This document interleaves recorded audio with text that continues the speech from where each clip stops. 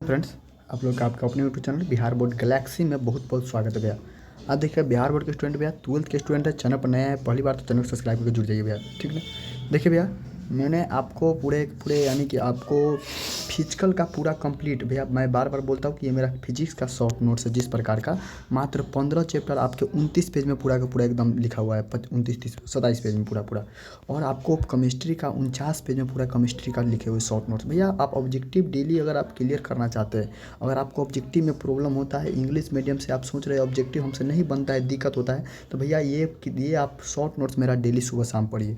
भैया मैंने कहा ना आपको बार बार कि मेरा ऑब्जेक्टिव जो क्लियर था, सबसे बड़ा वजह था कि भैया मेरा शॉर्ट नोट्स क्लियर था, इसी कारण मेरा 450 भी नंबर आ पाया, क्योंकि भैया ऑब्जेक्टिव सही हुआ, और ऑब्जेक्टिव सही होगा तो स्कोर अच्छा आएगा ही, ठीक ना। तो मैंने फिजिकल का पूरा समझाना चालू कर दिया है। जो भाई चैनल पर नया है, पहली बार आया, तो भैया ये बिहार बोर्ड गैलेक्सी चैनल, इस पर आपको पूरा का पूरा आपको हर एक शॉर्ट नोट्स का एक्सप्लेनेशन, इंग्लिश चालीसा का एक्सप्लेनेशन, सब चीज़ को समझाए हैं। इसका प्ले लिस्ट बनाया, तो चैनल पर जो नया है पहले सब्सक्राइब कर लीजिए और प्ले लिस्ट में जाकर देखिएगा, हर एक चीज़ का वीडियो बना हुआ है। तो उसी सिलसिला में आज हम आपको पूरे फिजिक्स का 1 2 3 चैप्टर समझाने का प्रयास करेंगे। अगर इसमें तीनों के तीनों समझ हो जाता है तो ठीक है, नहीं तो फिर का पार्ट बाय पार्ट हम वीडियो बना देंगे, ठीक है। आइए हम समझाते हैं और आपका एकदम 10 नंबर क्लियर कर लीजिए 1 2 3 चैप्टर से। तो भैया समझाना हम चालू करते हैं, ठीक ना। आइए सबसे पहले याद रखिएगा, जो काम का चीज़ वही समझाते हैं, ठीक ना। Electrostatics, electro means charge, electron, statics means रुका हुआ। जब चार्ज रुका रहता है तो उसे क्या कहते हैं, इलेक्ट्रोस्टैटिक्स कहते हैं। और इलेक्ट्रोडायनामिक अर्थ क्या होता है, जब चार्ज मोशन में रहता है तो उसे क्या कहते हैं, इलेक्ट्रो, यानी कि जब गति में रहता है चार्ज तो क्या कहते हैं उसे इलेक्ट्रोडायनामिक, लेकिन इसका कोई मतलब है नहीं एग्जाम के व्यू से। आइए सबसे पहले बताइए, जब बॉडी पॉजिटिव चार्ज रहेगा तब यार देखिए, बॉडी दो प्रकार के चार्ज, एक पॉजिटिव एक निगेटिव। पॉजिटिव चार्ज रहेगा तो मास क्या होगा, द्रव्यमान क्या होगा, घटेगा। और निगेटिव चार्ज रहेगा तो मास द्रव्यमान क्या होगा, इंक्रीज करेगा, बढ़ेगा। ये तो आपको भी पता है, हिंदी इंग्लिश दोनों मीडियम बोल देते हैं हम, ठीक ना। अच्छा देखिए, जब पॉजिटिव सेम चार्ज, जब सेम चार्ज रहे, समान आवेश रहे तो क्या करेगा, विकर्षण करेगा, रिपेल करेगा, यानी कि सेम चार्ज। अपोजिट चार्ज रहेगा तो क्या करेगा, अट्रैक्शन करेगा, आकर्षण करेगा, सही बात है। अच्छा देखिए, ऐसा यूनिट चार्ज का ऐसा यूनिट क्या होता है, कूलम होता है। चार्ज को डिनोट कथी द्वारा करते हैं, तो बड़का क्यू। चार्ज का ऐसा यूनिट क्या होता है, कूलम। चार्ज का डायमेंशन क्या होता है, एटी। चार्ज का प्रैक्टिकल यूनिट क्या होता है, तो एम्पियर आवर। ये सब सारे बात को याद रखिएगा। चार्ज का व्यवहारिक यूनिट क्या होता है, एम्पियर आवर। सारे के सारे बात को याद रखिएगा, ठीक ना। तो पूरा पूरा चार्ज कौन क्वांटिटी है, तो स्केलर। सारे के सारे बात याद रखिएगा। अगला देखिए, इस चार्ज का सीजस यूनिट स्टैट कूलम होता है, ठीक ना। एक कूलम में 3 × 10⁹ इलेक्ट्रोस्टैट कूलम होता है, और एक इलेक्ट्रोस्टैट कूलम बराबर होता है 1/3 × 10⁻⁻⁹ होता है ना। तो दोनों को दोनों याद रखिएगा, इंपॉर्टेंट ऑब्जेक्ट। इसके अलावा भाई मैं आज से आपको ईयर वाइज क्वेश्चन सोल्यूशन करना चालू करूँगा, ईयर वाइज। मेरा मन था कि भैया आज मैं आपको फिजिक्स का, केमिस्ट्री का, एक दिन मैथ का पूरा मैराथन क्लास लगा देते, उसके बाद ईयर वाइज हम लेकर आना सोच रहे थे। फिर भी कोई बात नहीं, हम आज नहीं, आज से ईयर वाइज नहीं कराएंगे, लेकिन 2 दिन 3 दिन हम सोच रहे हैं कि चालू कर दिए ईयर वाइज आपका। लेकिन पहले मैराथन क्लास करा देते। आप लोग कमेंट में बताइएगा कि भैया पहले मैराथन हम फिजिक्स का ले लेते पूरा ऑब्जेक्टिव का, केमिस्ट्री का पूरा मैराथन ले लेते ऑब्जेक्टिव का, उसके बाद ईयर वाइज लाएंगे तो थोड़ा अच्छा रहेगा क्या। चलिए आइए भैया, अब आइए देखिएगा, ये हो गया आपका काम का, ये क्वांटाइजेशन ऑफ चार्ज, क्वांटीकरण ऑफ चार्ज। आवेश का क्वांटीकरण बराबर जानते हैं, क्यू बराबर प्लस माइनस एन ही होता है। इसमें एन का वैल्यू हमेशा इंटीजर से बिलोंग करता है, समझ गए ना, यानी कि उसके दशमलव या फ्रैक्शन में नहीं होगा। अगला चार्ज का डिस्कवर व्यंजन, ये सब याद नहीं रखने की जरूरत है, याद रखिए सबके। चार्ज का सबसे बड़ा यूनिट फराडे होता है, एक फराडे बराबर 96,500 कूलम होता है ना। एक फ्रैंकली बराबर 3.3 × 10⁻⁻⁻ कूलम होता है, क्लियर है। अगला अगला आपको याद रखना है मेरे भाई कि देखिए, सोप बबल के केस में रेडियस हमेशा पॉजिटिव चार्ज हो, निगेटिव चार्ज हो। रेडियस क्या होता है, सोप बबल के साबुन के बुलबुला के केस में, साबुन का जो बुलबुला होता है भैया, उसका रेडियस पॉजिटिव हो या निगेटिव चार्ज हो, सब में क्या होता है, उसका मास, सॉरी उसका रेडियस जो होता है इंक्रीज होता है, ठीक है ना, याद रखिएगा। अगला यहाँ पर ध्यान रखना है, स्पेसिफिक चार्ज, स्पेसिफिक विशिष्ट आवेश। विशिष्ट आवेश क्या है, तो बॉडी के आवेश क्या, बॉडी के मास का रेशियो है। It is the ratio of charge of the body and mass of the body. Body के चार्ज क्या, बॉडी के मास के रेशियो है। तो भैया स्पेसिफिक चार्ज, इलेक्ट्रॉन का स्पेसिफिक चार्ज पूछा जाता है कितना होता है, तो 1.8 × 10⁻11 पर coulomb per KG. Coulomb per KG इसका यूनिट होता है। क्यों भैया, चार्ज का कूलम और मास का केजी, तो कूलम पर केजी, समझ गए ना। अगला याद रखिएगा, silver is the best conductor, silver सबसे बेस्ट कंडक्टर। कूलम्स का फॉर्मूला क्या होता है, ए बराबर के Q1 Q2 बटा में R स्क्वायर होता है भैया। इसमें के का वैल्यू कितना होता है, 9 × 10⁻9 या 1/4πε0 होता है ना। इसका यूनिट भी याद रखिएगा, यूनिट भी इंपॉर्टेंट बन जाता है, के का यूनिट क्या होगा जो इंपॉर्टेंट बन जाता है, ठीक है। तो याद रखिएगा, के का यूनिट आपको बता दे, याद है कि नहीं, बता देते हम आपको। के का यूनिट क्या होगा बताइए तो आप लोग। के का यूनिट हो गया भैया, याद रखिएगा newton metre square per coulomb square, newton metre square per coulomb square, ठीक है ना। अच्छा आगे यहाँ पर देख लीजिए भैया, हाँ यहाँ पर देख लीजिए इसमें वैल्यू एप्सिलॉन नॉट का वैल्यू कितना होता है 8.85 × 10 के पावर -12। इसका यूनिट क्या होता है फॉर्मी पर मीटर। भाई मेरा 100 नोट्स पढ़ते थे एक भी ऑब्जेक्टिव नहीं छूटेगा, इसका मैं फुल गारंटी लेता हूँ, ठीक ना। मैंने खुद करके आया है, इसलिए मेरा 35 में 35 ऑब्जेक्टिव सही था केमिस्ट्री का, और इसमें 33 ऑब्जेक्टिव सही था, 2 बाई मिस्टेक गलत हुआ था वो मेरा, ठीक ना।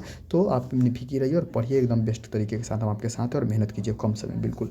आइए एप्सिलॉन नॉट का भैया वैल्यू होता है इतना, यूनिट यह होता है, इनका यूनिट यह होता है, ठीक ना। के का वैल्यू ये है और देख लीजिए यूनिट यह है, ठीक ना। चलिए डायमेंशन भी है।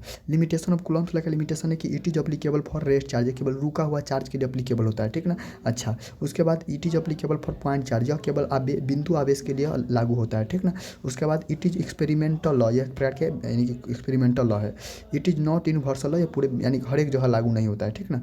अच्छा it is depends upon the medium, यानी मीडियम पर डिपेंड करता है, ठीक ना। It is applicable for few kilometres, या कुछ ही दूरी पर चार्ज, अगर 2 चार्ज कुछ ही दूरी पर रहेगा तब काम करेगा।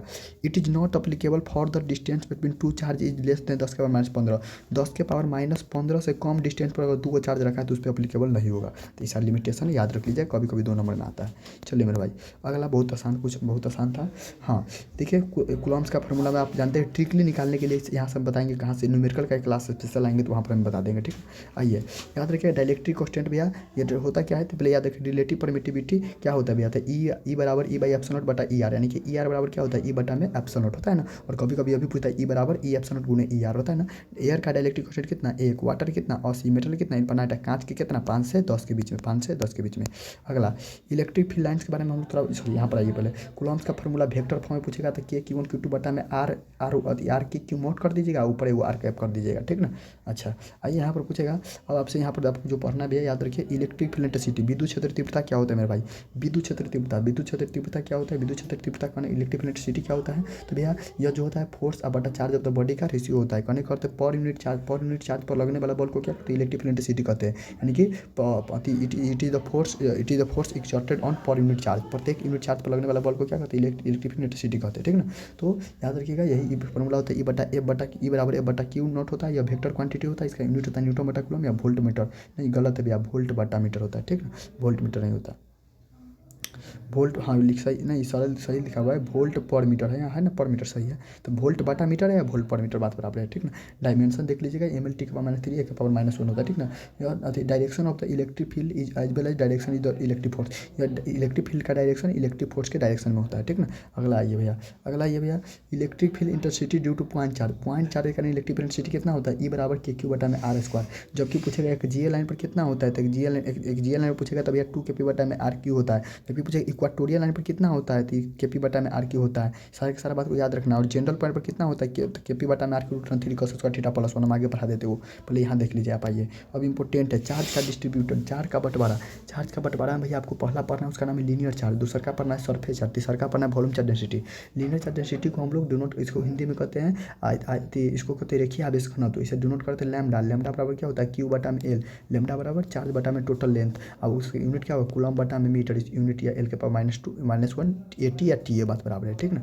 आइए अगला सरफेस चार्ज डिस्ट्रीब्यूटर क्या होता है, तो भाई the amount of charge uniformly distributed per unit area of the surface. देखिए दोनों का परिभाषा सेम ही रहता है लगभग, खाली एक जगह पर एक जगह मान लीजिए तार है, तो तार पर चार्ज बटा हुआ है तो इसे कहेंगे लीनियर। अगर कोई एरिया है, एरिया पर चार्ज बटा हुआ है तब कहेंगे भैया कि इसे सरफेस। और जब कोई आयतन वाला आकृति है, आयतन पर चार्ज बटा हुआ है तब क्या कहेंगे, उसे वॉल्यूम बोलेंगे, सॉरी उसे वॉल्यूम चार्ज डेंसिटी बोलेंगे। हाँ तो वही बात है कि the amount of charge uniformly distributed per unit area sorry per unit length of the body के लेंथ पर बटा रहे थे linear, it is denoted by lambda बराबर क्यू बटा एल, यूनिट होता है कूलम पर मीटर। अच्छा इसके बाद यह सब स्केलर क्वांटिटी होता है। अच्छा सरफेस चार्ज की बात वही है, सिग्मा द्वारा डिनोट करते हैं, क्यू होता है, वॉल्यूम चार्ज द्वारा डिनोट करते हैं, क्यू बटा भी होता है ना। यूनिट याद रखिए, सब स्केलर का स्केलर क्वांटिटी है। अब इन्हें ये थोड़ा बहुत इंपॉर्टेंट इसमें बात करते हैं। ये तो आइए इलेक्ट्रिक फ्लांस क्या है, इलेक्ट्रिक फ्लांस एक प्रकार की इमेजिनरी लाइन्स है, इमेजिनरी लाइन्स, ठीक ना। अच्छा इलेक्ट्रिक फ्लांस का प्रॉपर्टी से कुछ सवाल आता रहता है कि ये पॉजिटिव चार्ज का इलेक्ट्रिक फ्लांस कहाँ होता है आउटवर्ड, नेगेटिव चार्ज का इलेक्ट्रिक फ्लांस कहाँ होता है अंदर, एंड पॉजिटिव चार्ज रहते इलेक्ट्रिक फ्लांस बाहर की तरफ, नेगेटिव चार्ज रहते इलेक्ट्रिक फ्लांस अंदर की तरफ। Do not cross to each other, एक दूसरे को कट नहीं करता है, do not make a close loop का निर्माण नहीं करता है। उसके बाद tangent give electric field direction, जो टेंजेंट होता है ना इलेक्ट्रिक फील्ड पर, टेंजेंट करने का अर्थ स्पर्श जो रेखा होता है वो क्या होता है इलेक्ट्रिक फील्ड लाइन्स का डायरेक्शन बताता है। इसके अलावा फिर याद रखिएगा स्टार्टेड फ्रॉम पॉजिटिव या पॉजिटिव से चालू होकर निगेटिव पर अंत होता है इलेक्ट्रिक फील्ड लाइन्स। उसके अलावा याद रखिएगा electric field lines perpendicular to the perpendicular of the conductor, यानी conductor to the conductor. Conductor क्या होता है? परपेंडिकुलर होता है। सबसे मोस्ट VVI क्वेश्चन है, ठीक ना, याद रखिएगा। अगला ये डाइपोल, इलेक्ट्रिक डाइपोल क्या है? विद्युत द्विध्रुव क्या है? विद्युत द्विध्रुव कहने का जब दो चार्ज कुछ डिस्टेंस के द्वारा सेपरेट किया गया, दो अपोजिट चार्ज कुछ डिस्टेंस के द्वारा सेपरेट किया गया, तो इसे क्या कहते हैं? डाइपोल बोलते हैं, ठीक ना। अच्छा, तो इसके बाद क्या है कि याद रखिएगा वही लिखे है कि equal and opposite charge distributed by some distance is called electric dipole. Electric dipole direction is always positive negative. हाँ, निगेटिव टू पॉजिटिव। डायरेक्शन क्या होता है इलेक्ट्रिक डाइपोल का? निगेटिव से पॉजिटिव। पूछेगा डाइपोल पर टोटल चार्ज कितना होता है? 0। क्यों भैया? क्योंकि भैया माइनस क्यू है प्लस क्यू है, दोनों को जोड़िएगा तो माइनस क्यू प्लस क्यू खत्म हो जाएगा, तो जो कितना बचेगा? 0 ना बचेगा, 0, ठीक ना। डाइपोल पर टोटल चार्ज कितना? 0। अच्छा, उसके बाद यहाँ पर आइए, टोटल चार्ज होता है डाइपोल कितना? 0। आइए, डाइपोल मोमेंट क्या होता है? विद्युत द्विध्रुव आघूर्ण क्या होता है? द्विध्रुव आघूर्ण करने का अर्थ है कि यह गुना होता है किसका? जैसे तो P द्वारा नोट करते हैं, वेक्टर क्वांटिटी होता है, गुणनफल होता है चार्ज और डिस्टेंस का होता है ना, तो P बराबर Q इंटू में 12 होता है ना। इसका यूनिट निकालेंगे तो चार्ज का कूलम और 12 का मीटर, तो कूलम मीटर, सही है। इसका यूनिट ये हो गया। अब आइए आगे आइए मेरे भाई, अब आइए देखिए इलेक्ट्रिक फील्ड इंटेंसिटी कहाँ? ड्यू टू इलेक्ट्रिक डाइपोल एक GL लाइन पर इलेक्ट्रिक डाइपोल के कारण इलेक्ट्रिक फील्ड इंटेंसिटी कितना होगा? 2 Kp/r3। एक GL लाइन कहने का अर्थ है कि भैया अक्षीय रेखा पर, इक्वाटोरियल लाइन कहने का अर्थ है निरीक्षीय रेखा पर कितना होगा? इक्वाटोरियल लाइन पर 2 Kp/r3। और पूछेगा जनरल पॉइंट पर किसी भी बिंदु पर कितना होगा? तो Kp/r3 √3 cos θ + 1, याद रखिएगा। ये बात को याद रखिएगा। एक GL इलेक्ट्रिक फील्ड इंटेंसिटी एक GL लाइन पर जो होता है ना, 2 इक्वाटोरियल के बराबर होता है। रिलेशन याद रखिएगा, इंपॉर्टेंट सवाल है।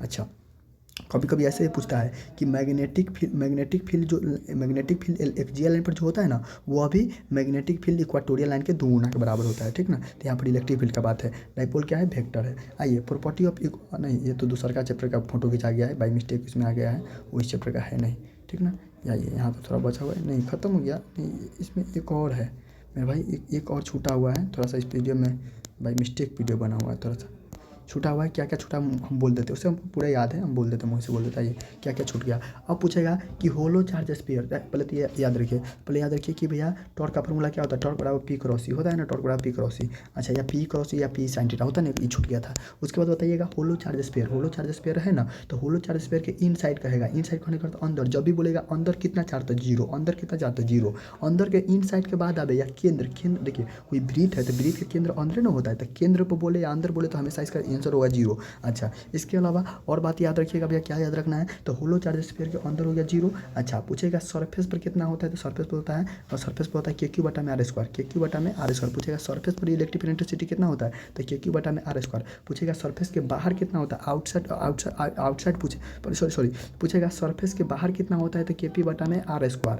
पूछेगा सरफेस पर कितना होता है? सरफेस पर इलेक्ट्रिक फील्ड इंटेंसिटी तो सिग्मा/ε0, समझ गए ना। अब पूछेगा कि कोई लंबा वायर के कारण कोई लंबा वायर है, उसके कारण इलेक्ट्रिक फील्ड इंटेंसिटी कितना होगा? तो भैया 2K/λ/r। अब पूछेगा कि कोई चार्ज शीट है, चार्ज शीट के कारण कितना भैया होगा इलेक्ट्रिक फील्ड इंटेंसिटी? तो आप कहेंगे कि सिग्मा/2ε, ठीक ना। ये बात को याद रखिएगा। उसके बाद कहेंगे गॉस का फॉर्मूला क्या होता है? तो गॉस का फॉर्मूला बराबर फाई नॉट बराबर क्या होता है? Q/ε0।